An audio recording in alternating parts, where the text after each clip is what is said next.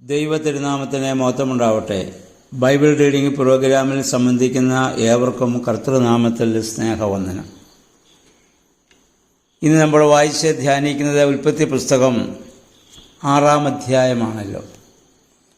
6-ാം അധ്യായത്തിൻ്റെ ആദ്യ ഭാഗത്ത് മനുഷ്യൻ ഭൂമിയിൽ വർദ്ധിച്ചു വരുമ്പോൾ ദൈവത്തിൻ്റെ പുത്രന്മാർ മനുഷ്യരുടെ പുത്രിമാർ സൗന്ദര്യമുള്ളവരെന്ന് കണ്ട് അവരുടെ അടുത്ത് ചെല്ലുകയും അവർ മുഖാന്തരം ഭൂമിയിൽ മല്ലന്മാരുണ്ടാവുകയും മല്ലന്മാരുണ്ടാകും മുഖാന്തരം പാപം വർദ്ധിക്കുവാൻ കാരണമായി തീരുന്നു എന്നൊരു സൂചന. ആരാണ് ഈ ദൈവത്തിൻ്റെ പുത്രന്മാർ എന്നുള്ളത്, അതുമായി ബന്ധപ്പെട്ട് പല ഇൻ്റർപ്രിട്ടേഷൻസ് ഉണ്ട്. ചില ആളുകൾ പറയുന്നു അത് മാലാഖമാരാണെന്ന്. മാലാഖമാർ വന്ന മനുഷ്യരുമായുള്ള ആ സംയോഗത്തിൽ ജനിച്ചവരാണ് പുരാതന കാലത്തെ വീരപുരുഷന്മാരെന്ന് പറയുന്നവരുണ്ട്. പക്ഷെ അതിന് സാധ്യതയില്ല. കാരണം മാലാഖമാരുടെ ഇടയിൽ ദാമ്പത്യമില്ല. ഒരിക്കൽ യേശുവിൻ്റെ അടുത്തൊരു ന്യായശാസ്ത്രി വന്ന് ചോദിക്കുന്നുണ്ട്, ഗുരു, ഒരു പുരുഷൻ വിവാഹം കഴിച്ച് മക്കളുണ്ടാകുന്നതിന് മുമ്പ് അവൻ മരിച്ചു.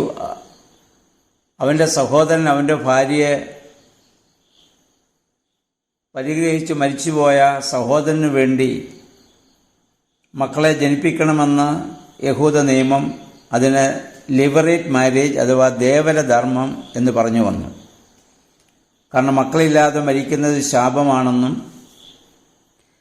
അതുകൊണ്ട് മക്കളില്ലാതെ ഒരുവൻ മരിച്ചാൽ അവൻ്റെ സഹോദരൻ മരിച്ചവൻ്റെ പേരിൽ മരിച്ചുപോയ ആളിൻ്റെ ഭാര്യയിൽ മക്കളെ ജനിപ്പിക്കണമെന്നുള്ള ഒരു രീതി.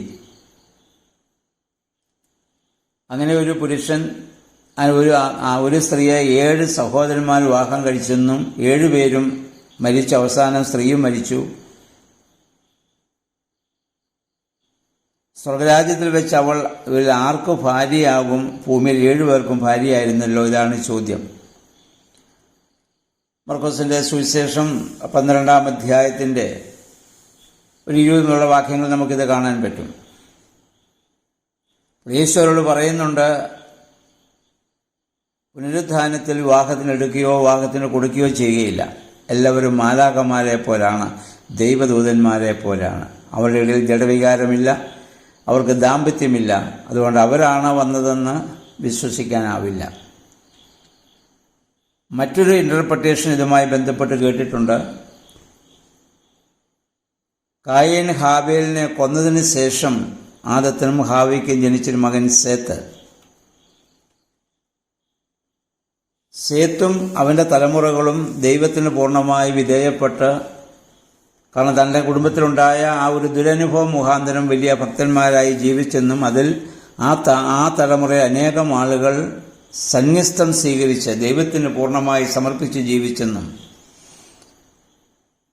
അങ്ങനെ വിവാഹം കഴിക്കാതെ സന്യസ്തം സ്വീകരിച്ചവർ പിന്നീട് സൗന്ദര്യമുള്ള സ്ത്രീകളെ കണ്ടപ്പോൾ സന്യസ്തം ഉപേക്ഷിച്ച് അവരെ വിവാഹം കഴിച്ച് അവരിലൂടെ ഉണ്ടായ മക്കളാണിതെന്നും പറയുന്ന ഒരു വ്യാഖ്യാനമുണ്ട്. എന്നാൽ വേദപണ്ഡിതന്മാരുടെ അഭിപ്രായത്തിൽ അവരിതിനെപ്പറ്റി പറയുന്ന കാര്യം ഇതാണ്: പൗരാണിക ഐതിഹ്യ ചരിത്രാതീത കാലത്തുണ്ടായിരുന്നു എന്ന് പറയപ്പെടുന്ന മല്ലന്മാരുടെ ഉത്ഭവത്തെ കുറിക്കുന്ന ഒരു കഥയാണിത്. വിശുദ്ധ വേദപുസ്തകത്തിൽ ദൈവമായ യഹോവയുടെ സ്വർഗത്തിലെ ആലോചനാ സമിതിയിലെ അംഗങ്ങളാണ് ദൈവപുത്രന്മാരെന്നൊരു സൂചനയുണ്ട്. യോബിൻ്റെ പുസ്തകം 1-ാം അധ്യായം 6-ാം വാക്യത്തിലും 2-ാം അധ്യായത്തിൻ്റെ 1-ാം വാക്യത്തിലും 1 രാജാക്കന്മാർ 22-19, സങ്കീർത്തനം 29-1 എന്നീ ഭാഗങ്ങളൊക്കെ നമ്മൾ വായിക്കുമ്പോൾ ദൈവപുത്രന്മാർ ദൈവസന്നിധിയിൽ പ്രാർത്ഥിക്കാൻ വരുന്നതായി നമ്മളിവിടെ കാണുന്നുണ്ട്. ഇത് നമ്മൾ മനസ്സിലാക്കേണ്ടത്, ബഹുദൈവ വിശ്വാസത്തിൻ്റെ ഒരു അവശിഷ്ട ഭാഗമായി ഇതിനെ വേദപണ്ഡിതന്മാർ കാണുന്നു. അതായത് ഹിന്ദു പുരാണങ്ങളിലും ഇതര പുരാതന മതങ്ങളിലും ദേവന്മാരുടെയും മനുഷ്യരുടെയും സംയോജന ഫലമായി അർദ്ധദേവന്മാരും ഗന്ധർവന്മാരും മല്ലന്മാരും ഉണ്ടായെന്നുള്ള ഐതിഹ്യങ്ങൾ ധാരാളമുണ്ട്. അപ്പോൾ അങ്ങനെയുള്ള ഏതോ ഒരു സംഭവം ഇതുമായി ബന്ധപ്പെട്ട് ചേർക്കപ്പെട്ടതാകാം. ഞാൻ പറഞ്ഞല്ലോ, ഇതൊന്നും പ്യുവർ ഹിസ്റ്ററി അല്ല, ചരിത്രാതീത ചരിത്രമാണ്. അപ്പോൾ ആ കാലത്ത് അവിടെ നിലനിന്നിരുന്ന പല പൗരാണിക സംഭവങ്ങളും കഥകളും ഒക്കെ ഇസ്രായേൽ ജനം മോശയും യഹോവയുമായുള്ള ബന്ധത്തിൽ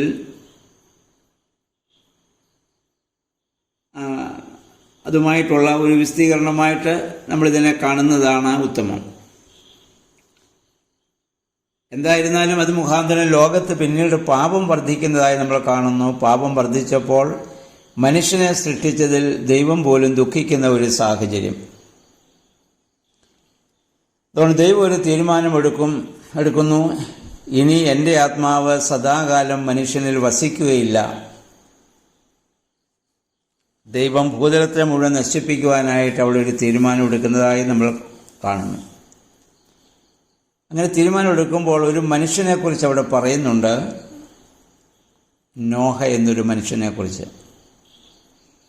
നോഹ നമ്മൾ വായിക്കുന്ന നോഹയ്ക്ക് ദൈവത്തിൻ്റെ കൃപ ലഭിച്ചു, അഥവാ കരുണ ലഭിച്ചു. അവൻ ആ തലമുറയിലെ നീതിമാനും നിഷ്കളങ്കനുമായ അവൻ്റെ പാരമ്പര്യം അവൻ ദൈവത്തോടു കൂടി നടന്നുവെന്നാണ്. പാരമ്പര്യം എന്ന് പറയുന്നത് ജീവിത രീതി. ഈ നോഹ ആരാ നമുക്കറിയാം. ഇതിനു മുമ്പ് 1-2 തലമുറയ്ക്ക് മുമ്പ് ഹാനോക്കിൻ്റെ ആ പാരമ്പര്യത്തിൽ വരുന്ന ആളാണ്. ഹാനോക്ക് ദൈവത്തോടൊപ്പം നടന്നു. ദൈവം ഹാനോക്കിനെ എടുത്ത് 5-ാം അധ്യായത്തിൽ നമ്മൾ ചിന്തിച്ചതാണല്ലോ. അപ്പോൾ ആ ഹാനോക്കിനെ പോലെ തന്നെ ഈ ഭൂമിയിൽ ദൈവാനുഭവത്തോടെ ദൈവത്തിൽ പൂർണ്ണമായി ആശ്രയിച്ച് ജീവിക്കാൻ തീരുമാനിച്ചൊരു മനുഷ്യനാണ് ഈ നോഹ എന്ന് പറയുന്നത്. അതുകൊണ്ടാണ് അദ്ദേഹം ദൈവത്തോടൊപ്പം നടന്നു. ഹാനോക്കിനെ കുറിച്ച് പറഞ്ഞതുപോലെ തന്നെയാണ് ഇവിടെയും ആ പരാമർശം. ബാക്കി എല്ലാ ജനങ്ങളും പാപം ചെയ്യുകയാണ്. സ്ത്രീ പുരുഷ ഭേദമന്യേ പ്രായവ്യത്യാസമെന്ന് എല്ലാവരും പാപം ചെയ്യുമ്പോൾ അതിൽ നിന്ന് വ്യത്യസ്തനായി നോഹ മാറി നിൽക്കുകയാണ്. മറ്റുള്ളവർ ചെയ്യുന്നത് പോലെ നോഹയ്ക്ക് ചെയ്യാം, അപ്രകാരം നോഹയ്ക്ക് ജീവിക്കാം, ആ സമൂഹത്തിൻ്റെ ഭാഗമായിട്ട് തന്നെ ജീവിക്കാം. പക്ഷെ അവൻ്റെ വിശ്വാസം ദൈവത്തിൽ പൂർണ്ണമായി സമർപ്പിച്ച് അവനൊരു നീതിമാനായി ജീവിക്കുകയാണ്. അതുകൊണ്ടാണ് നോഹയ്ക്ക് ദൈവത്തിൻ്റെ വലിയ കൃപ ലഭിക്കുന്നത്. അടുത്ത തലമുറകൾക്ക് ഒരു കാരണക്കാരനായി തീരുവാൻ തക്കവണ്ണം, അവരുടെ ആ ജലപ്രളയകാലത്തൊരു പെട്ടകമുണ്ടാക്കി അവരെ രക്ഷിക്കുവാൻ തക്കവണ്ണം, ഒരു മുഖാന്തരമായി തീരുവാൻ തക്കവണ്ണം നോഹയ്ക്ക് സാധിക്കുന്നത് അതുകൊണ്ടാണ്. ആരാണ് നീതിമാൻ? നമ്മൾ സാധാരണ പറയും നീതി ചെയ്യുന്നവനാണ് നീതിമാൻ. എന്നാൽ നീതിമാൻ എന്ന് പറഞ്ഞാൽ ആരാന്ന് ചോദിച്ചാൽ, പാപം ചെയ്യാൻ അവസരമുണ്ടായിട്ടും ചെയ്യാത്തവനും പ്രതികാരം ചെയ്യുവാൻ അവസരമുണ്ടായാലും ചെയ്യാത്തവരെ മാത്രമേ നീതിമാന്മാരെന്നോ നീതിമതികളെന്നോ പറയാൻ സാധിക്കുള്ളൂ. അവസരം ലഭിക്കാത്തതുകൊണ്ട് പാപം ചെയ്തില്ല എന്ന് വിചാരിച്ചോ പ്രതികാരം ചെയ്തില്ല എന്ന് വിചാരിച്ചോ ആരും നീതിമാന്മാരോ നീതിമതികളോ ആവില്ല. നമ്മൾ പലപ്പോഴും അവസരം ലഭിക്കാത്തത് കൊണ്ടാണ്,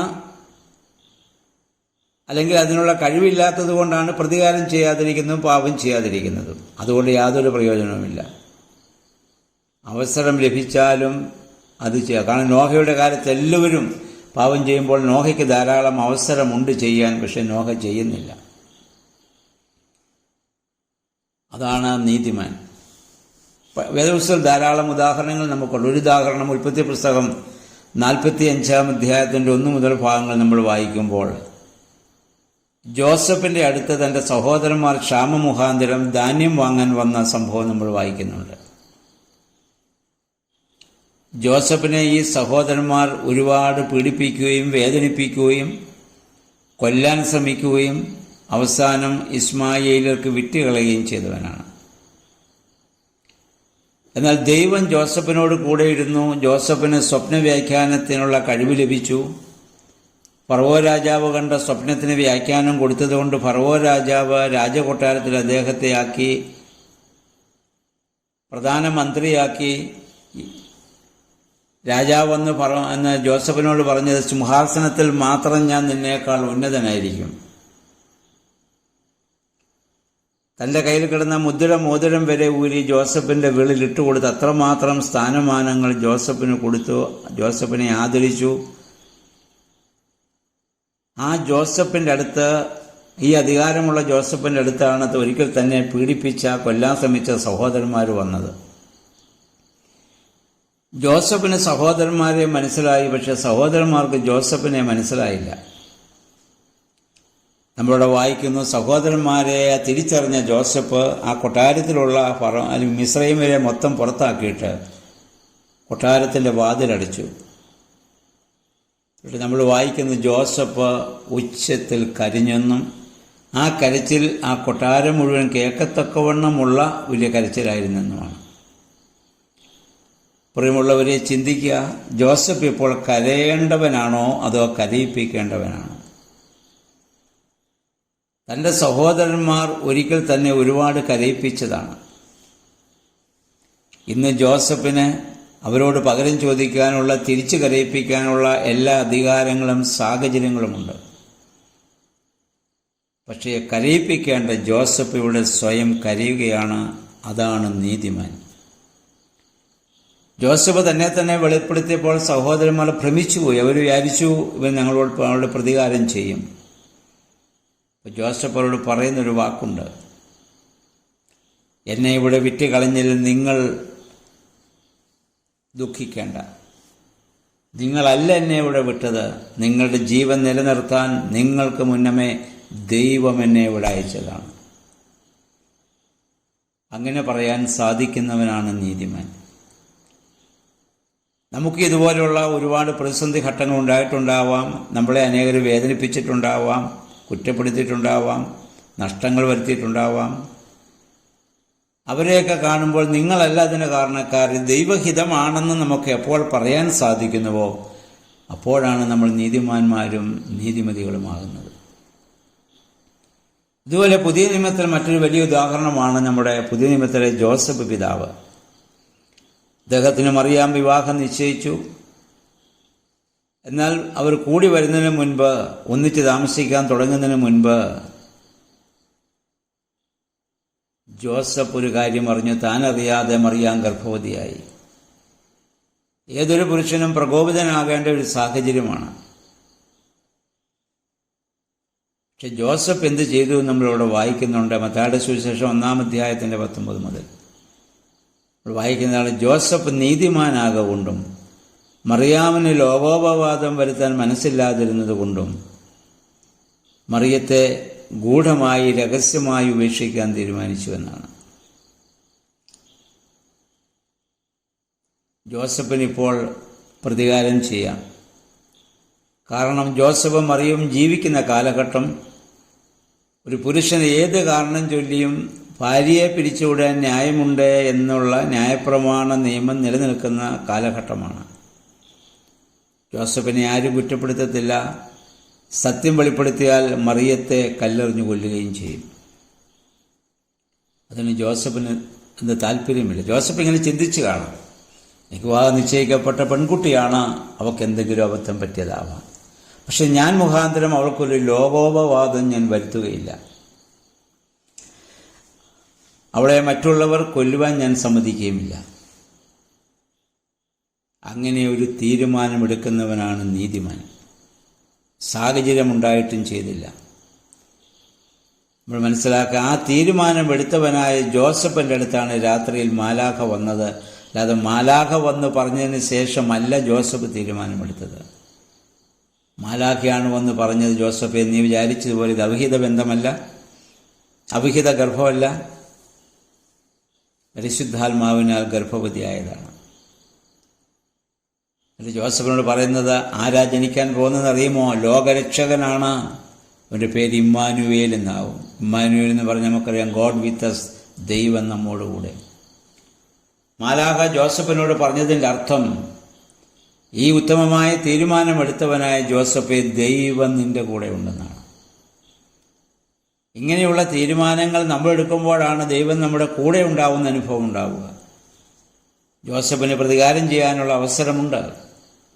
പഴയ നിയമത്തിൽ ജോസഫിനും പ്രതികാരം ചെയ്യാനുള്ള അവസരമുണ്ട്, പാപം ചെയ്യാനുള്ള അവസരമുണ്ട്.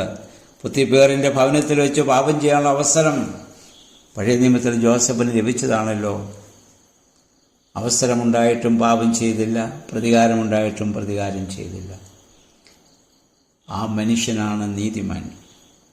അപ്പം ആ തലമുറയിൽ അങ്ങനെ ജീവിക്കുന്നവനായ ഒരു മനുഷ്യനെ ദൈവം ഇവിടെ കണ്ടെത്തി അവനെയാണ് തൻ്റെ ദൗത്യം അവിടെ ഭരമേൽപ്പിക്കുന്നത്. നോഹയോട് പറഞ്ഞു, നീ ഒരു പെട്ടകമുണ്ടാക്കണം, അതിലൂടെ ഒരു ശേഷിപ്പിനെ ഉണ്ടാക്കണം. പ്രിയമുള്ളവരെ, ദൈവൻ നോഹയോട് പറഞ്ഞത്, രണ്ടാമത് നോഹയെക്കുറിച്ച് നമ്മൾ വായിക്കുന്ന ഇതാണ്,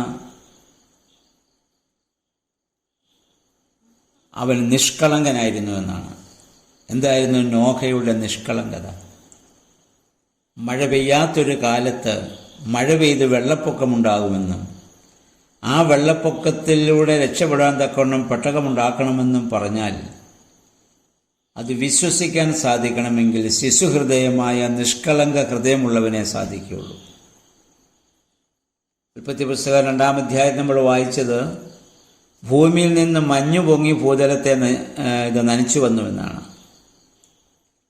മഞ്ഞു പൊങ്ങി ഭൂതലത്തെ നനച്ചു വന്ന മഴ പെയ്യാത്ത കാലഘട്ടങ്ങളിൽ മഴയുണ്ടാകുമെന്ന് പറഞ്ഞാൽ അത് വിശ്വസിക്കുക. വെള്ളപ്പൊക്കമുണ്ടാകുമെന്ന് പറഞ്ഞാൽ അത് വിശ്വസിക്കുക. ആ ജനത്തെ രക്ഷിക്കാൻ വേണ്ടി പെട്ടകമുണ്ടാക്കണമെന്ന് പറഞ്ഞാൽ ഉണ്ടാക്കുക. നമ്മുടെ ഭാഷയിൽ പറഞ്ഞാൽ ബുദ്ധിഹീനൻ, ഭോഷനെന്ന് നമ്മൾ വിളിക്കും. ഒരുപക്ഷെ അന്ന് ആ കാലത്ത് നോഹ ധാരാളം പരിഹാസം അന്നത്തെ സമൂഹത്തിൽ ഇതുമായി ബന്ധപ്പെട്ട് കേൾക്കേണ്ടി വന്നിട്ടുണ്ടാവാം. പക്ഷെ നോഹ നോക്കുന്നത് ദൈവത്തെ മാത്രമാണ്. ദൈവത്തിൽ നിന്ന് കേട്ട വചനത്തിലാണ് നോഹ പൂർണ്ണമായി വിശ്വസിക്കുക. അങ്ങനെ പെട്ടകമുണ്ടാക്കുന്നു. അതിലൂടെ ജീവജാലങ്ങളെയും നോഹയുടെ കുടുംബവും രക്ഷപ്പെടുന്നതായി നമ്മൾ കാണുന്നു. ഇനി പെട്ടകമുണ്ടാക്കാൻ ദൈവം നോഹയോട് ആവശ്യപ്പെടുന്നതുമായി ബന്ധപ്പെട്ട്, അല്ലെങ്കിൽ ആ പെട്ടകമുണ്ടാക്കുന്ന രീതിയുമായി ബന്ധപ്പെട്ട് നമുക്ക് ചില ചിന്തകളുണ്ട്. ദൈവം നോഹയോട് പറഞ്ഞ് എങ്ങനെ പെട്ടകമുണ്ടാക്കണം? ഗോഫർ മരം കൊണ്ട് പെട്ടകമുണ്ടാക്കണം. വലിയ ഉയരത്തിൽ നല്ല വണ്ണത്തിൽ തലയുയർത്തി നിൽക്കുന്ന വൃക്ഷങ്ങളാണ് ഓരോ ഗോഫർ മരങ്ങളും. ആ ഗോഫർ മരത്തിന് പെട്ടകത്തിൻ്റെ ഭാഗമായി മാറണമെങ്കിൽ ആദ്യം അത് മുറിക്കപ്പെടണം. മുറിക്കപ്പെടുക എന്നുള്ളത് വേദനാജനകമായ അനുഭവമാണ്. ഗോഫർ മരമായിട്ട് നിന്നാൽ അതിനൊരിക്കലും പെട്ടകത്തിൻ്റെ ഭാഗമാകാൻ സാധിക്കുകയില്ല. അത് മുറിക്കപ്പെട്ട് താഴെ വീഴണം. അത് മതിയോ, പല കഷണങ്ങളായി പിന്നെ മുറിക്കപ്പെടണം. വീണ്ടും വേദനയാണ്. അത് മാത്രമല്ല, പിന്നെ പലകകളായി അത് കീറപ്പെടണം. അതുമാത്രമോ, പിന്നെ ചിന്തയിലിടപെടണം. ഇതെല്ലാം അതിശക്തമായ വേദനയുടെ അനുഭവങ്ങളാണ്. അതിനൊക്കെ ഈ മരം വിധേയമായെങ്കിൽ മാത്രമേ പെട്ടകത്തിൻ്റെ ഭാഗമാകാനും സാധിക്കുകയുള്ളൂ. ഈ പെട്ടകം എന്തിനെയാണ് സൂചിപ്പിക്കുന്നതെന്ന് ചോദിച്ചാൽ പരിശുദ്ധ സഭയാണ്. 1 പത്രോസ് 3:20-21 വാക്യങ്ങളിൽ നമ്മൾ വായിക്കുന്നു. നമ്മളെന്താ വായിക്കുന്നത്? അല്പജനം പെട്ടകത്തിലൂടെ രക്ഷപ്പെട്ടത് സഭയിലൂടെ അത് സ്ഥാനത്തിനൊരു മുൻകുറിയാണെന്ന് പത്രോസ്ലീഹ പറയുന്നു. പുതിയ നിയമത്തിലെ സ്ഥാനത്തിൻ്റെ മുൻകുറിയാണത്രേ പെട്ടകത്തിലൂടെ അല്പജനം രക്ഷപ്പെട്ടത്. പുതിയ നിയമത്തിലെ സ്ഥാനമേറ്റ് നമ്മൾ ക്രിസ്തുവിനോട് ചേർന്ന് സഭയുടെ ഭാഗമായി തീരുമ്പോൾ സഭയാകുന്ന പെട്ടകത്തിൻ്റെ ഭാഗമായി ഞാനും നിങ്ങൾ മാറ്റപ്പെടുകയാണ്. ഇവിടെ നോഹ യേശുവിൻ്റെ പഴയ നിയമത്തിലെ ഒരു നിഴലായി നോഹയെ നമുക്ക് കാണാൻ പറ്റുന്നു. നോഹ മുഖാന്തരമാണ് ആ ജനവും ജീവജാലങ്ങളൊക്കെ രക്ഷപ്പെട്ടത്. ക്രിസ്തു മുഖാന്തരമാണ് വീണ്ടും പാപത്തിൽ നിന്നുള്ള ജീവൻ്റെ അവസ്ഥയിലേക്കുള്ള പ്രവേശനം നമുക്ക് സാധ്യമാകുന്നത്. എന്നിട്ട് പറഞ്ഞു, ആ പലകകൾ ചേർത്ത് വെച്ചിട്ടൊരു കാര്യം ചെയ്യണം. അതിനിടയിൽ നീ കീല് തേക്കണം. കീലെന്ന് പറയുന്ന പശയാണ്. ഒരു പലകയെ മറ്റൊരു പലകയോട് ചേർത്ത് വെക്കുന്നത് ഇടയ്ക്കുള്ള പശയാണ്. പശ അതിനകത്ത് വന്നില്ല എങ്കിൽ ഇടയ്ക്കൂടെ വെള്ളം കയറി പെട്ടകം മുങ്ങിപ്പോകും. പ്രിയമുള്ളവരെ, ഞാനും നിങ്ങളുമാവുന്ന ഗോഫർ മരം മുറിക്കപ്പെടണം, പല കഷണങ്ങളായി മാറ്റപ്പെടണം. ഞാനും നിങ്ങളും തമ്മിൽ സംയോജിപ്പിക്കുന്ന, ചേർത്ത് നിർത്തുന്ന ആ പരിശുദ്ധാത്മാവെന്ന കീൽ നമ്മുടെ ഇടയിലുണ്ടാവണം. ഇന്ന് ക്രൈസ്തവ സഭകൾക്കൊക്കെ സംഭവിച്ചത്, പലകകളുണ്ട്, പക്ഷെ കീൽ നഷ്ടപ്പെട്ടു പോയി. ആ പരിശുദ്ധാത്മാവിൻ്റെ അനുഭവം നഷ്ടപ്പെട്ടു പോയി. അപ്പോൾ ഇടയ്ക്കൂടെ വെള്ളം കയറുകയാണ്, പാപം അവിടെ കയറും.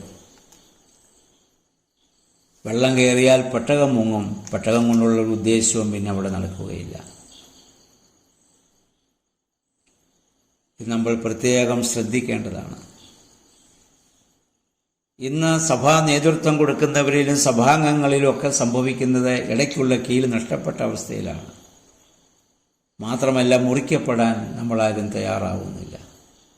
ഞാനെന്ന ഭാവത്തോടെ, അഹന്തയോടെ ഓരോരുത്തരും ഇവിടെ നിലനിൽക്കുമ്പോൾ ഇവിടെ എങ്ങനെയാണ് പെട്ടകമാകാൻ സാധിക്കുക? ഗോഫർ മരമാണെങ്കിൽ മുറിക്കപ്പെട്ടേ പറ്റൂ. പലകകളാക്കപ്പെടണം, ചിന്തയിലിടപെടണം, ഇടയ്ക്ക് കീല് വെക്കണം. അതുകൊണ്ട് നഷ്ടപ്പെട്ടു പോയ കീൽ നമുക്ക് തിരിച്ചു ലഭിക്കാൻ കാരണമായി. അപ്പോൾ മാത്രമേ പെട്ടകമാകുകയുള്ളൂ, സഭയാവുകയുള്ളൂ. അതിലൂടെ മാത്രമേ മറ്റ് ജീവനെ നമുക്ക് രക്ഷിക്കാൻ സാധിക്കുകയുള്ളൂ. അങ്ങനെയാണ് ജീവജാലങ്ങളെയൊക്കെ രക്ഷിക്കുവാൻ ദൈവം ഇവിടെ നോഹയെ ഉപയോഗിക്കുന്നത്. ശേഷം പറയുന്നു, എല്ലാ ജീവജാലങ്ങളിലും ആണും പെണ്ണുമായി 2 വീതം കയറ്റണം. വംശം ജലപ്രളയത്തിന് ശേഷം നിലനിർത്തുവാൻ ആണും പെണ്ണുമായി 2 വീതം കയറ്റുക. 7-ാം അധ്യായത്തിൽ വരുമ്പോൾ 7 വീതം കയറ്റാൻ പറയുന്നുണ്ട്. അതെന്തിനു ചോദിച്ചാൽ, പിന്നീട് നമ്മൾ കാണും, പട്ടകത്തിന് ഇറങ്ങിയിട്ട് യാഗം നടത്താൻ വേണ്ടിയാണ്. അത് നമുക്ക് 7-ാം അധ്യായത്തിലേക്ക് വരുമ്പോൾ നമുക്ക് ചിന്തിക്കാം. അപ്പോൾ നോഹയുടെ കാലത്തുണ്ടായ ഒരു ജലപ്രളയം, ഈ ജലപ്രളയവുമായി ബന്ധപ്പെട്ട് ചില വേദപണ്ഡിതന്മാർ പറയുന്നുണ്ട്, ഇത് ലോകം മുഴുവൻ വന്നൊരു ജലപ്രളയമല്ല, യൂഫ്രട്ടീസ് ടൈഗ്രീസ് നദീതീരത്ത് മാത്രം ഉണ്ടായ ഒരു ജലപ്രളയം ആണെന്ന് പറയുന്നവരുണ്ട്. പക്ഷേ നമ്മുടെ പിതാക്കന്മാരും പ്രത്യേകിച്ച് കർത്താവിൻ്റെ ശിഷ്യന്മാരും ഒക്കെ, കർത്താവുമൊക്കെ ഇത് ലോകം മുഴുവൻ വ്യാപിച്ച ജലപ്രളയമായിട്ട് തന്നെയാണ് കണ്ടത്. അത് നമ്മൾ 2 പത്രോസ് 3 ഒരു 8-9 വാക്യങ്ങളൊക്കെ വായിക്കാൻ നമ്മൾ കാണുന്ന പോലെ പത്രോസ്ലീഹ പറയുന്നുണ്ട്, പണ്ട് ഉണ്ടായിരുന്ന ആകാശവും ഭൂമിയും ജലപ്രളയത്താൽ നശിച്ചുവെന്നും ഇപ്പോഴത്തെ ആകാശവും ഭൂമിയും തീക്കായി സൂക്ഷിച്ചു വച്ചിരിക്കുന്നുവെന്നും പറയുന്നു. അപ്പോൾ പഴയത് കഴിഞ്ഞുപോയി, ഇപ്പോൾ പുതിയ ആകാശം, പുതിയ സൃഷ്ടി, അല്ലെങ്കിൽ പുതിയ ഒരു ലോകമാണെന്നുള്ളത് ഒരു സൂചന നമുക്ക് അവിടെ നിന്ന് നമുക്ക് ലഭിക്കും. എന്ന് പറഞ്ഞാൽ ആദ്യത്തെ ആകാശവും ജലപ്രളയത്താൽ അന്നുണ്ടായിരുന്ന എല്ലാം നശിച്ചു എന്ന് പറഞ്ഞാൽ ഭൂലോകം മുഴുവൻ വ്യാപിച്ച ജലപ്രളയമായിട്ട് തന്നെ അതിനെ കാണാൻ നമുക്ക് സാധിക്കണം. അപ്പോൾ ഇതുപോലെ തന്നെ ഈ പെട്ടകത്തിനകത്ത് നമ്മൾ ചിന്തിക്കുക, ഏതെല്ലാം രീതിയിലുള്ള പക്ഷിമൃഗാദികളുണ്ട്, അവയൊന്നും തമ്മിൽ കലഹിച്ചതായോ പ്രശ്നമുണ്ടാക്കിയതായോ നമ്മൾ കാണുന്നില്ല. അതെല്ലാം അതിനകത്തെ പരിമിതിയിൽ പൂർണ്ണമായി സഹകരിച്ച് നോഹയോട് ചേർന്ന് അവിടെ നിൽക്കുകയാണ്. വ്യത്യസ്ത സ്വഭാവങ്ങളുള്ള, രീതികളുള്ള പക്ഷിമൃഗാദികളൊക്കെ ഉണ്ട്. അവയെല്ലാം മൗനതയോടെ സ്വസ്ഥമായിട്ട് ആ പെട്ടകത്തിൽ മാസങ്ങളോളം അവിടെ വസിക്കുകയാണ്. ഞാനും നിങ്ങളും അംഗങ്ങളായിരിക്കുന്ന സഭയിലും വ്യത്യസ്ത സ്വഭാവങ്ങളും ജീവിത രീതിയിലുള്ള മനുഷ്യരുണ്ടാവാം. പക്ഷെ അവരെയൊക്കെ ഉൾക്കൊണ്ടുകൊണ്ട് സഹന മനോഭാവത്തോടുകൂടി ജീവിക്കാൻ നമുക്ക് സാധിക്കുമ്പോഴാണ് സഭയാകുന്നത്, പെട്ടകമാകുന്നത്. ഈ ചിന്തകൾ നമ്മളെ ഭരിക്കട്ടെ. നാളെ നമുക്ക് 7-ാം അധ്യായത്തിലേക്ക് പ്രവേശിച്ച് ബാക്കി കാര്യങ്ങൾ ചിന്തിക്കാം. ദൈവമേ, പരിശുദ്ധാത്മാവേ, ആ നോഹയെപ്പോലെ പാപം ചെയ്യാൻ അവസരമുള്ള ഭൂമിയിൽ പൈശാചിക പ്രലോഭനങ്ങൾ ശക്തമാകുമ്പോഴും ദൈവാനുഭവത്തോടെ ജീവിക്കാൻ, നീതിമാന്മാരായി ജീവിക്കാൻ, നീതിമതികളായി ജീവിപ്പാൻ ഞങ്ങളെ ശക്തീകരിക്കണമേ എന്ന് നമുക്ക് പ്രാർത്ഥിക്കാം. അപ്പോഴാണ് ദൈവം നമ്മെ എടുത്തുപയോഗിക്കുക. ദൈവത്തിൻ്റെ പരിശുദ്ധാത്മാവ് അതിന് നമ്മെ ശക്തീകരിക്കട്ടെ. എല്ലാവർക്കും നല്ലൊരു ശുഭദിനം ആശംസിക്കുന്നു. ദൈവനാമം മാത്രം മഹത്വപ്പെടുവാൻ ഇടയാവട്ടെ.